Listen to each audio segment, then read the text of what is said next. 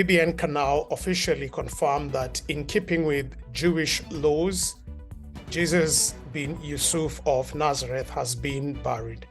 The burial occurred just hours before the Sabbath earlier today in a tomb belonging to Joseph of Arimathea.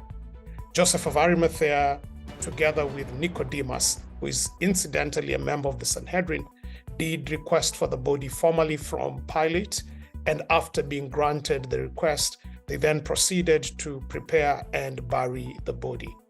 This is a very fascinating development because you will understand that less than 24 hours ago, we were speaking about an arrest, and in less than 24 hours, we are now speaking about a burial.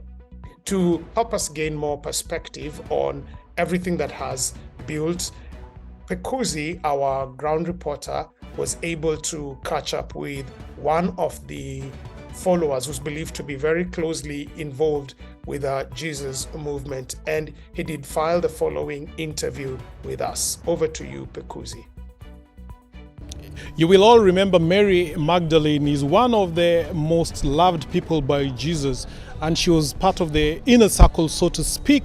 So Mary, tell us, how did it make you feel, the manner in which Jesus was arrested, the way he was killed, and ultimately the way he was buried? How did that make you all feel?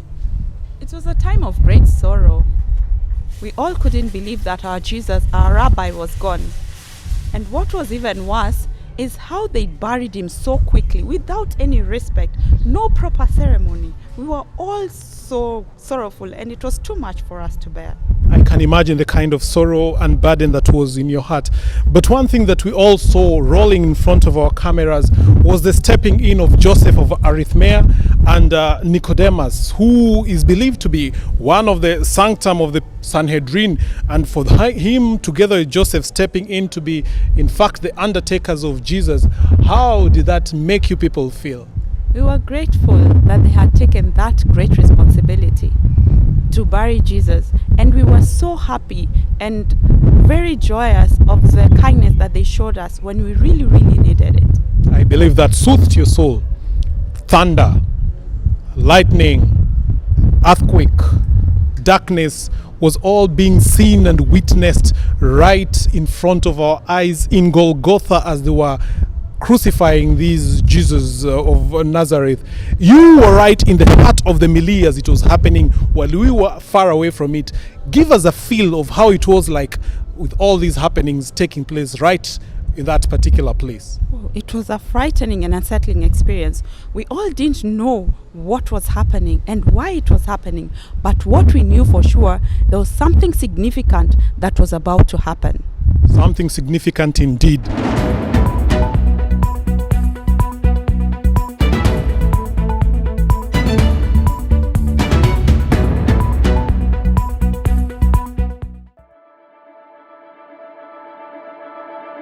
One way of looking at life is that it is a chain of transitions. You're either going through a transition, are coming from a transition, or are going to a transition. How you handle each of these transitions determines whether you will be successful or not. Turns out in life that everybody navigates transitions and ends up somewhere. There are two ways to navigate transitions in life.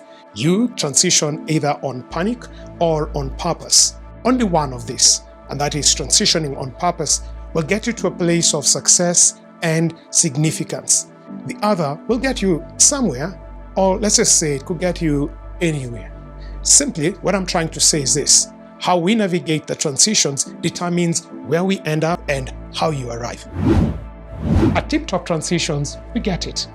Transitions can be stressful, paralyzing, and can even make you feel stuck. We know this because of decades of work we have done with individuals and institutions navigating challenging transitions like you. We want to work with you.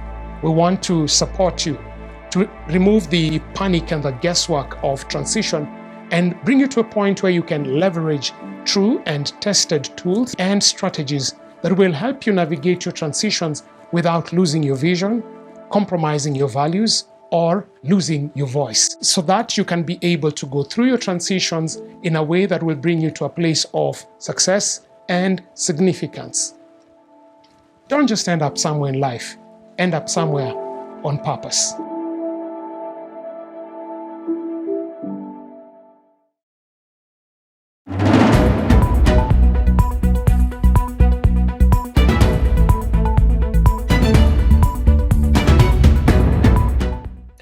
Indeed, this is a story with many moving parts, and wow, it's unbelievable what we have witnessed in under 24 hours.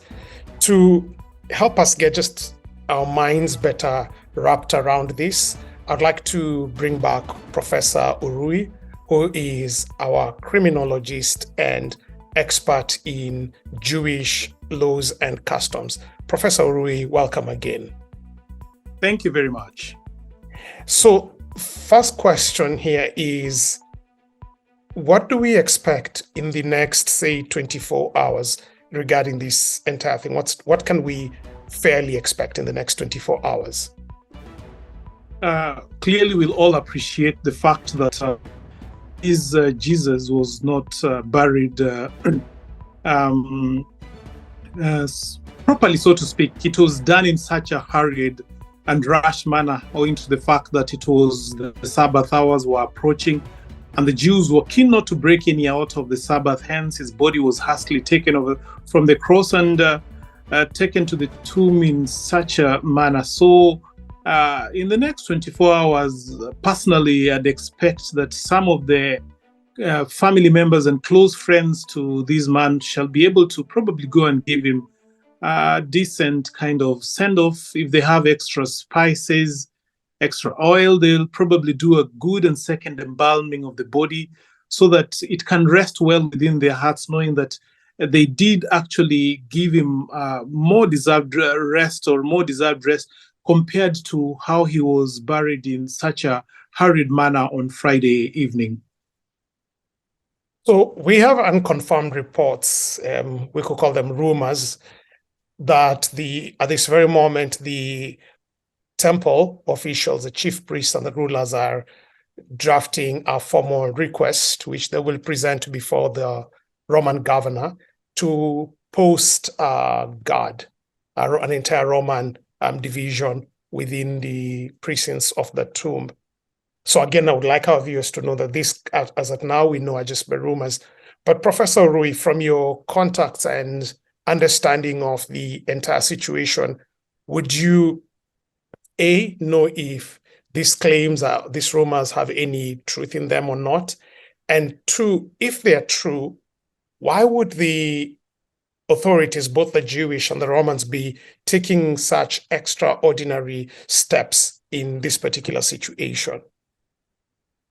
I cannot authoritatively confirm or deny these particular claims, but from where I sit, it makes absolutely sense to both parties what these are the Jews and the Romans to pull such a move. You will fairly understand that the Jews, more or less the teachers of the law, the Pharisees, really want to stamp the authority that they are sole custodians of the Jewish laws and regulations. And Jesus was actually a painful threat in this particular endeavor. And they don't want to see any form of mischief probably coming from the disciples who might decide to go and take his body or still harbor within the community that this man could still be lingering in their presence. Hence, they want to have that final stamp that not only is the tomb sealed, but there's also a group of Roman soldiers who are just there in case of anybody who might think of any mischief, so to speak. And as far as the Romans are concerned, their main objective or purpose is to maintain law and order.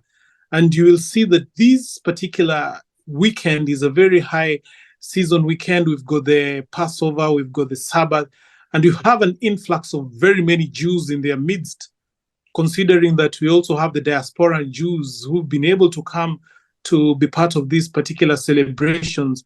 And the Romans will not want to see any form of unruliness, any rebellion, insurrection, any stampede, or any kind of mob being roused in one way or another, because they still want the law and order to maintain, whether these kinds of mob could be arose from a political or from a spiritual angle. Their main objective is things to remain as calm as they were. And posting a few soldiers in the tomb of these men who had really had such a good gathering and following is something that they are also keen to be able to undertake, just to make sure that they've also kept their side safe, so to speak. So I hear a sense to clamp or stamp the authority, and then secondly, I hear a sense to maintain law and order. Now, just shifting the lens a little bit to the disciples and their followers, what would be their state of mind at this particular time? How do you view they are taking in everything that has happened so far? I could imagine wherever they are right now, they're in a form of despair, disbelief, they are sad, they are anguished, because this is a person who presented so much hope and so much belief in them. You'll remember a couple of weeks ago, these disciples actually witnessed the triumphant entry these gentlemen made in Jerusalem, with mobs and mobs of people ready to throne him as King of the Jews.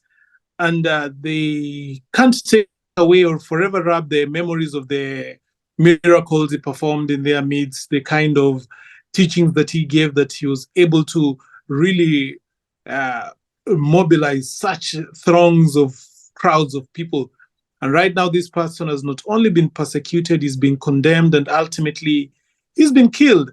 So right now, they are probably somewhere holed, licking their wounds in a state of disbelief, because this is somebody that they had backed their hopes, and right now they don't see any other alternative or any other way of somebody who can probably lift up their spirits. Interesting. That is Professor Urui giving us his take on what to expect within the next 24 hours. If you're just joining the conversation, the Jesus of Nazareth, who we have been covering, has been crucified and reportedly buried in a tomb belonging to Joseph of Arimathea. Talking about state of mind, we would like to know what your state of mind is on this particular issue. So please feel free to share your views on the social media handles that are streaming upon your screen. And yes, we will also be sharing what the social media space is saying about this event. Thank you, Professor Rui, for being with us, and we will call upon you in future to help us unpack and make sense of this. Thank you very much for having me. We'll be right back after the break. Please keep it in BBN.